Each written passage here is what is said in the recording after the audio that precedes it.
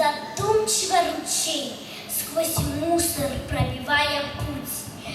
Ах, я ничей, совсем ничей, не нужен людям я ничуть.